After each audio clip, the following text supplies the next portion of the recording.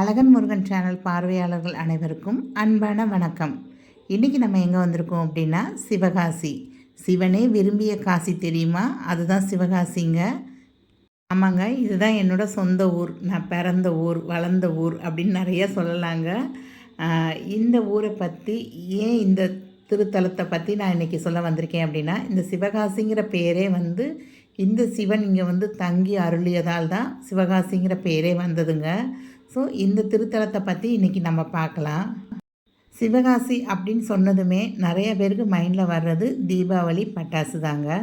அதுக்கப்புறம் இங்கே வேறு என்ன சிறப்புகள் இருக்குது அப்படின்னு பார்த்தீங்கன்னா, பிரிண்டிங் ப்ரெஸ் இருக்குது. நிறைய Tamil school books, state board syllabus school புக்ஸ்லாம் இங்கே தான் பிரிண்ட் பண்ணுவாங்க உங்களுக்கு.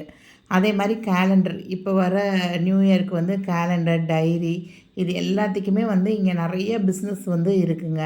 ஸோ சிவகாசி பல வகையில் பிரபலமான ஒரு ஊர் தான். ஸோ இந்த ஊருக்கு ஜவஹர்லால் நேருவே குட்டி ஜப்பான் அப்படின்னு பேர் சூட்டியிருக்காங்க. அதாவது சுறுசுறுப்பாக இருப்பாங்க இங்கே உள்ள மக்கள் அப்படிங்கிற மாதிரி. நாம் இன்றைக்கி இந்த வீடியோவில் சிவகாசி பேருக்கு பின்னால் உள்ள சுவாரஸ்யங்களை தாங்க இன்றைக்கி பார்க்க போகிறோம். அதுவும் இந்த கோயிலுக்கு தல வரலாறு என்ன, இந்த கோயில் எப்படி இங்கே உருவாகுச்சு, இது 14ஆம் நூற்றாண்டுலேருந்தே இந்த கோயில் இருக்குங்க. காசி என்றாலே பலருக்கும் வடக்கில் உள்ள வாரணாசி தான் நினைவுக்கு வரும். ஆனால் தமிழ்நாட்டிலும் 2 காசிகள் உள்ளது. என்னன்னு தெரியுமாங்க? ஒன்று தென்காசி, இன்னொன்று சிவகாசி. வடக்கே வாரணாசி, தெற்கே தென்காசி, நடுவில் சிவகாசி. அதே மாதிரி எங்கள் ஊர் பேருக்கு இன்னொரு தனி சிறப்பு கூட இருக்குங்க. இப்போ திருப்பதி அப்படின்னு சொன்னிங்கன்னா முதல் எழுத்தும் கடைசி எழுத்தும் தி அப்படின்னு ஒரே போல் இருக்கிற மாதிரி, எந்த சிவகாசிக்கும் முதல் எழுத்தும் கடைசி எழுத்தும் சி அப்படிங்கிறது இருக்குங்க. சீவ காசி. ஸோ சீல ஆரம்பித்து சீலே முடியும். வடக்கே என்னை காண வரும் பக்தர்கள் வரும் வழியிலே இறந்து விடுகின்றனர். அதனால் அவர்கள் என்னை எளிதில் தரிசிக்க தெற்கே ஒரு காசியை உருவாக்கு என தென்காசியை ஆண்ட பராக்கிரம பாண்டிய மன்னனின் கனவில் தோன்றி சிவபெருமான் கூற, அந்த மன்னன் அங்கு காசி விஸ்வநாதர் போலவே ஒரு கோவில் எழுப்ப தெற்கில் அமைந்த காசி என்பதால் அந்த ஊர் தென்காசி என பெயர் பெற்றது.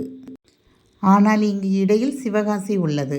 தெற்கே காசியை உருவாக்க எண்ணிய பராக்கிரம பாண்டியன் காசியில் இருந்து விஸ்வநாதர் சிலை போல செய்து அதை காசியிலிருந்து தென்காசி நோக்கி எடுத்து செல்லும் போது, அப்பொழுது வில்வ காடாக இருந்த சிவகாசியில் வில்வ மரத்தடியில் ஓய்வெடுத்தனர். ஓய்வெடுத்த பின்னர் அங்கிருந்து புறப்பட முயற்சி செய்ய சிவலிங்கத்தை சுமந்து வந்த பசு அங்கிருந்து நகரவில்லை. பல கட்ட முயற்சிக்கு பின் சிவனின் விருப்பத்தை அறிந்த மன்னன் லிங்கத்தை அங்கேயே விட்டு சென்று விடுகிறான். அந்த ஊர்தான் இன்றைய சிவகாசி. தெற்கில் காசி போல் சிவன் கோவில் அமைந்த ஊர் என்பதால் தென்காசி என்ற அவ்வூர் பெயர் பெற்றது. அதேபோல் அந்த சிவனை விரும்பி ஏற்ற ஊர் என்பதால் இவ்வூர் சிவகாசி என பெயர் பெற்றது. இந்த தல பெருமையாக என்ன சொல்கிறாங்க அப்படின்னா, மன அமைதி தருபவர். காசி சென்றவர்கள் பற்று ஆசையை விடுவதற்காகவே செல்கின்றனர். இவ்வளவு போக்குவரத்து மிகுந்த காலத்திலும் கூட காசிக்கு செல்ல முடியாதவர்கள் இருக்கிறார்கள். அவர்கள் காசிக்கு பதிலாக இத்தலத்துக்கு இறைவனை தரிசித்தாலே போதும் என்று நம்பிக்கை இருக்கிறது. சுவாமியுடன் விசாலாட்சி அம்மையும் இங்கு தரிசனம் தருகிறாள். இவர்களை வணங்கினால் மன அமைதி கிடைக்கிறது. பௌர்ணமி, சங்கடகட சதுர்த்தி மற்றும் பிரதோஷ காலங்களில் சிறப்பு பூஜைகள் நடக்கிறது. சிவகாசியில் கோயில் கட்டிய பிராங்குச மன்னன் தன் தவ வலிமையால் ஆகாய மார்க்கமாக செல்லும் ஆற்றலை பெற்றிருந்தான். அவர் துறவு நிலை மேற்கொண்ட பின் பராசரர் என்று அழைக்கப்பட்டார். இதன் பின் தினமும் ஆகாய மார்க்கமாக சென்று கங்கையில் நீராடி காசி விஸ்வநாதரை தரிசித்துவிட்டு சிவகாசியிலும் இறங்கி காசி லிங்கத்தை வழிபட்டு பின் தென்காசி செல்லும் வழக்கம். எனவே விமானத்தில் அடிக்கடி பயணம் செய்பவர்கள் சிவகாசி காசி விஸ்வநாதரை 11 வாரம் சென்று தரிசிப்பதன் மூலம் பாதுகாப்பான பயணம் அமைவதாக நம்பிக்கையுள்ளது. வெளிநாடு வேலைக்கு செல்பவர்களும் தொழிலதிபர்களும் காசி விஸ்வநாதருக்கு சிறப்பு அபிஷேகம் செய்யும் பழக்கத்தை கொண்டுள்ளனர். சிவகாசிக்கு பல ஆண்டுகளுக்கு முன்பிருந்தே பல ஊர்களை சேர்ந்த வணிகர்கள் வியாபாரம் தொடர்பாக வந்து போனார்கள். அவர்கள் இங்கு விஸ்வநாத சுவாமி கோயில் வழிபாடு நடத்த தவறுவதில்லை. வருமான அதிகரிப்பால் ஒரு கட்டத்தில் கிராமமாய் இருந்தது நகரமாகிவிட்டது.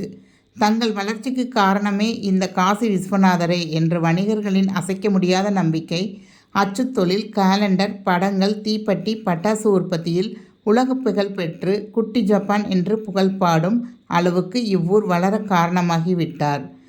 சிவகாசி விஸ்வநாதர். தங்கள் தொழில் வளம் பெருக வணிகர்கள் விஸ்வநாதருக்கு 11 வாரம் சிவ வழிபாடு செய்து தொழில்களை துவங்கி வெற்றி பெறுகின்றனர். இந்த கோயில் மண்டபத்தில் நான் டான்ஸ் ஆடியிருக்கேன், பாட்டு பாடியிருக்கேன், திருக்குறள் ஒரு 30 திருக்குறள் ஒப்பிச்சு ஒரு பெரிய பாத்திரம் ஒன்று கிஃப்டாக வாங்கியிருக்கேங்க. இப்போ கூட என் சமையல் அறையில் அதை யூஸ் பண்ணிக்கிட்டு தான் இருக்கேன். அப்போல்லாம் ஞாயிற்றுக்கிழமை சாயந்தரம் இங்கே கதை சொல்லுவாங்க.